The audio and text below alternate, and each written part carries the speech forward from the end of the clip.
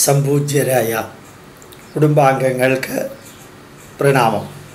കേരളത്തിൽ രാമായണ മാസം തുടങ്ങിയത് RSSകാരാണ്.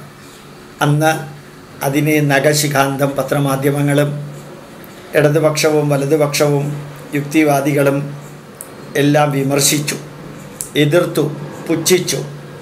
കേരളത്തെ വർഗീയവൽക്കരിക്കാനും കാവ്യവൽക്കരിക്കാനുമെല്ലാമുള്ള പരിപാടിയുടെ ആരംഭമാണ് രാമായണത്തെ തിരിച്ചു കൊണ്ടുവരിക, വേദത്തെയും മഹാഭാരതത്തെയും ഭഗവത്ഗീതയെയും എല്ലാം തിരിച്ചു കൊണ്ടുവരിക എന്നായിരുന്നു അവരുടെ വിമർശനം. ഏവം പ്രവർത്തിതം ചക്രം ന അനുവർത്തയതീഹയഃ അഘായുരിന്ദ്രി ആരാമോ മോഘം പാർത്ഥസ്സ ജീവതി എന്ന് ഭഗവത്ഗീതയിലുണ്ട്. അതിൻ്റെ ഏകദേശം സാരം ഇതാണ്: അല്ലയോ അർജുന, കാലചക്രം തിരിഞ്ഞുകൊണ്ടേയിരിക്കും, അതോടൊപ്പം ധർമ്മചക്രവും തിരിഞ്ഞുകൊണ്ടിരിക്കും. ധർമ്മത്തിൽ ചെറിയ ചെറിയ മാറ്റങ്ങൾ വന്നുകൊണ്ടേയിരിക്കുമെന്നർത്ഥം. കാലചക്രം തിരിയുന്നതോടൊപ്പം തിരിയാത്തവർ, ധർമ്മചക്രത്തോടൊപ്പം തിരിയാത്തവർ, ഞങ്ങൾ പറയുന്നതും ഞങ്ങൾ ചിന്തിക്കുന്നതും ഞങ്ങൾ വിചാരിക്കുന്നതും ഞങ്ങൾ പ്രാവർത്തികമാക്കുന്നതും മാത്രം ശരി എന്ന് പറയുന്നത് കൂടാതെ നിങ്ങൾ ചിന്തിക്കുന്നത്, നിങ്ങൾ പറയുന്നത്, നിങ്ങൾ പ്രാവർത്തികമാക്കുന്നത്, നിങ്ങളുടെ വീക്ഷണവും എല്ലാം തെറ്റാണ് എന്ന് പറഞ്ഞ് നടന്ന ഒരു വിഭാഗം ജനതയുണ്ടായിരുന്നു. അവർ ധരിച്ചു ഒരു കാലത്ത് അവർ വിചാരിക്കുന്നത് മാത്രം ശരി എന്ന് പറഞ്ഞ ഒരു പുതിയ യുഗം വരുമെന്ന്. പക്ഷേ കാലം തിരിഞ്ഞപ്പോൾ, കാലചക്രം തിരിഞ്ഞപ്പോൾ, ഓരോ രീതിയിൽ മാറ്റങ്ങൾ വന്നപ്പോൾ നഷ്ടപ്പെടുവാൻ വിലങ്ങുകളാണെന്ന് പറഞ്ഞവരുടെ കയ്യിലേക്ക് വിലങ്ങുകൾ വന്ന് വീഴുകയും എല്ലാം ശരിയാകുമെന്ന് പറഞ്ഞവർക്ക് തന്നെ അനുഭവപ്പെട്ടു തുടങ്ങി ഒന്നും ശരിയാവുന്നില്ല എന്ന്. കൂടെയുള്ളവർ പലരും മറ്റ് സ്ഥലത്തേക്ക് ഒലിച്ചു പോകുന്നു. ഏതോ ഒരു അത്ഭുത പ്രതിഭാസം പോലെ നിലനിൽക്കേണ്ടതിനെ കാലം നിലനിർത്തുമെന്ന് പറയാറുള്ളത് പോലെ കാലത്തിൻ്റെ ചക്രത്തോടൊപ്പം തിരിയാതെ ഞാൻ പറഞ്ഞതും ഞാൻ വിചാരിച്ചതും ഞാൻ ചെയ്തതും മാത്രം ശരി എന്ന സ്റ്റാഗ്നേഷൻ ലെവലിൽ നിന്നുകൊണ്ട് ധാർഷ്ട്യത്തോടുകൂടിയും തമസ്കരിക്കുന്ന മാനസിക ഭാവത്തോടു കൂടിയുമെല്ലാം പറഞ്ഞവരും പ്രവർത്തിച്ചവരും ധാരാളം ഉണ്ടായിരുന്നു. അതിലേറ്റവും മുമ്പിൽ KR ഗൗരിയമ്മയാണ്. ആ KR ഗൗരിയമ്മ ഭാരതത്തിലെ വേദഗ്രന്ഥങ്ങളും സ്മൃതി ഗ്രന്ഥങ്ങളും ചേർത്തലയിൽ കത്തിച്ചതാണ്. മറ്റുള്ളവർ കത്തിച്ചൊന്നും എനിക്ക് തോന്നണില്ല. ഇപ്പോൾ അവർ ചക്കുളത്തുകാവിൽ നാരീപൂജയ്ക്ക് പോകാറുണ്ട്, തുലാഭാരം നടത്താറുണ്ട്. 99ാമത്തെ വയസ്സിൽ പിന്നെ എന്തൊക്കെ നടത്തിയെന്ന് എനിക്ക് അറിഞ്ഞുകൂടാ. ഏതായാലും അവർ രാമായണം വായിക്കുന്നതൊന്ന് കേൾക്കാം. വാട്സപ്പിലൂടെ പ്രചരിക്കുന്നതാണ് ഇത്. വീരന്മാരോ ഒന്ന് വേണം, വാസുദേവനെ പരിചരിച്ചു ഭഗവാനായി ദാസഭാവേന ഭൂമി മണ്ഡലേക്ക്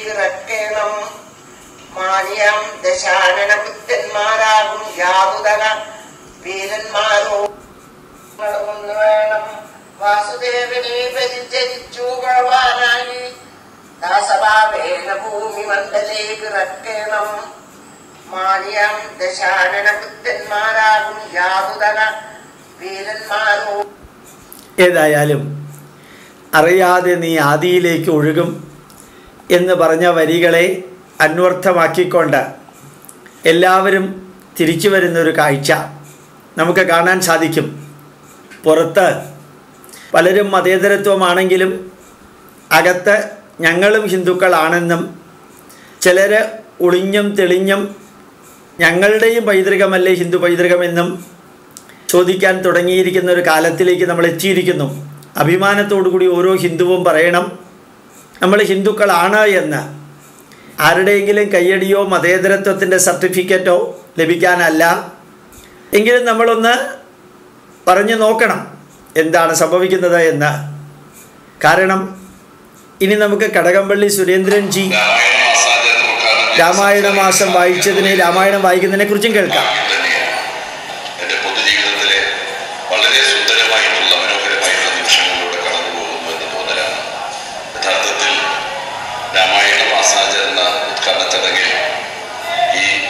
ശബരിമലയുടെ തീരത്ത്, പമ്പയുടെ തീരത്ത് നിന്ന് സംസാരിക്കുമ്പോൾ രാമായണത്തിന്റെ രചനയുടെ കാലത്ത് തുഞ്ചത്ത് രാമാനുജൻ എഴുത്തച്ഛനോട് അന്ന് ജീവിച്ചിരുന്നതായിട്ടുള്ള ഒരു നിരൂപകൻ ചോദിച്ചു പോലും, അങ്ങയുടെ രാമായണ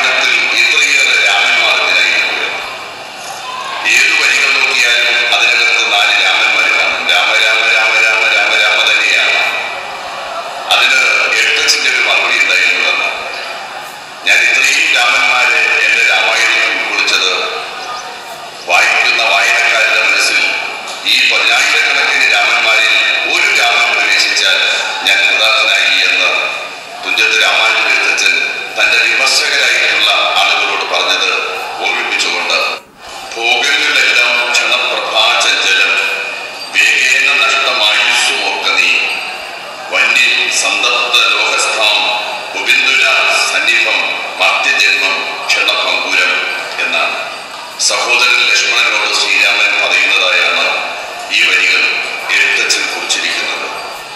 അതിൻ്റെ വ്യാഖ്യാനം ഇങ്ങനെയാണ്: ഭൗതിക ലോകത്തെ സുഖഭോഗങ്ങളെല്ലാം തന്നെ വളരെ നിസ്സാരമായ സമയത്തേക്ക് മാത്രമുണ്ടെന്ന പ്രതീതി തരുന്നവയാണ് ലക്ഷ്മണ. എല്ലാം ഒരു മിന്നൽ പോലെ ക്ഷണമാത്രയിൽ വന്നു പോകുന്നവയാണ്. ചുട്ടുപഴുത്തിരിക്കുന്ന ഇരുമ്പിന്റെ മുകളിൽ പതിച്ച ഒരു തുള്ളി വെള്ളം എത്ര പെട്ടെന്നാണോ ഇല്ലാതാകുന്നത് അതുപോലെയാണ് ഈ മനുഷ്യജന്മം. യുഗങ്ങളുമായി താരതമ്യം ചെയ്യുമ്പോൾ മനുഷ്യായുസ് എന്നത് എത്രയോ തുച്ഛമാണ്. വരരുചി ദേശാടനത്തിലൂടെ രാമായണത്തിലെ ഏറ്റവും പ്രധാനപ്പെട്ട ശ്ലോകമായി കണ്ടെത്തിയത് രാമം ദശരഥം വിധിമാം വിധി ജനകാത്മജാം അയോധ്യ അടവീർ വിധി തച്ഛതാത യഥാസുഖം എന്ന ശ്ലോകമാണ്. ശ്രീരാമനോടും സീതയ്ക്കുമൊപ്പം വനവാസത്തിന് പുറപ്പെടുന്ന ലക്ഷ്മണനെ അമ്മയായ സുമിത്ര ഉപദേശിക്കുകയാണ്. രാമനെ ദശരഥനായി കരുതുക, സീതയെ ഞാനെന്ന് കരുതുക, കാട് അയോധ്യയായി കരുതുക മകനെ, അങ്ങനെ സുഖമായി പോകുക എന്നതാണ് ആ ശ്ലോകത്തിന്റെ അർത്ഥം. കുറച്ചുകാലം മലയാളം അധ്യാപകനായിരുന്നു ഞാൻ.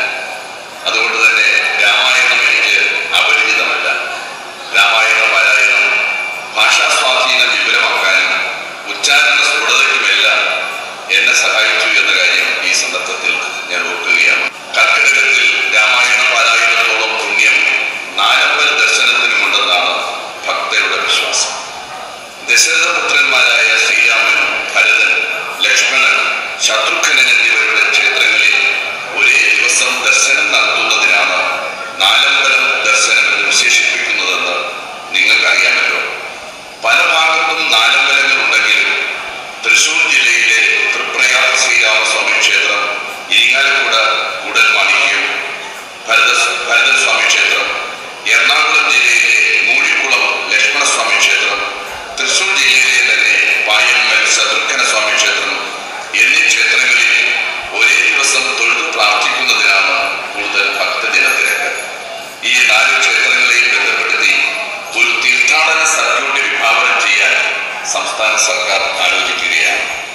കേന്ദ്ര സഹായത്തോടെ ഇത് നിറവേറ്റാനുള്ള ശ്രമം നടത്താനാണ് ടൂറിസം വകുപ്പിന്റെ കൂടെ ചുമതലയുള്ള ദേവസ്വം മന്ത്രി എന്നുള്ള നിലയിൽ എന്റെ ആലോചന. അത് നടത്താൻ കഴിയുമെന്നാണ് എന്റെ വിശ്വാസം. വളരെ ധന്യമായിട്ടുള്ള കടകംപള്ളി സുരേന്ദ്രൻജിയുടെ വരികൾ കേട്ടു. മലയാളം അധ്യാപകനാണ് എന്ന് അദ്ദേഹം പറയേണ്ടായി. വളരെ വളരെ വളരെ സന്തോഷമുണ്ട്. ഒരു വശത്ത് കൂടെ എതിർത്ത് പറയുകയും മറുവശത്ത് കൂടെ രാമായണം എൻ്റെ ജീവിതത്തിൻ്റെ ഭാഗമാണെന്ന് പറയുകയും അതിൽ പ്രസിദ്ധങ്ങളായ ശ്ലോകങ്ങൾ പറയുകയും താനൊരു മലയാള അധ്യാപകനായ സ്ഥിതിക്ക് സംസ്കൃതവും രാമായണവും അപരിചിതമല്ലെന്ന് പറയുകയും എല്ലാം ചെയ്തു. സന്തോഷം തോന്നി. പക്ഷെ എവിടെയോ ഒരു ചെറിയ അപാകത, കുറ്റം കണ്ടെത്തൽ എൻ്റെ ജോലിയുടെ ഭാഗമല്ല.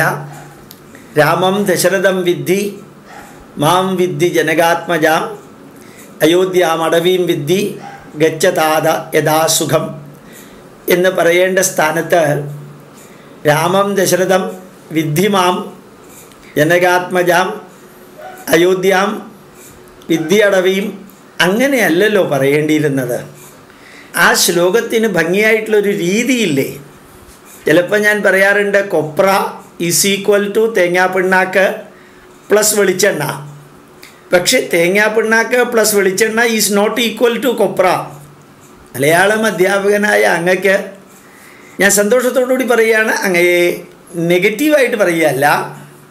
രാമം ദശരഥം വിദ്ധി, ദശരഥൻ്റെ സ്ഥാനത്ത്, നിൻ്റെ പിതാവിൻ്റെ സ്ഥാനത്ത് നീ രാമനെ കാണുക.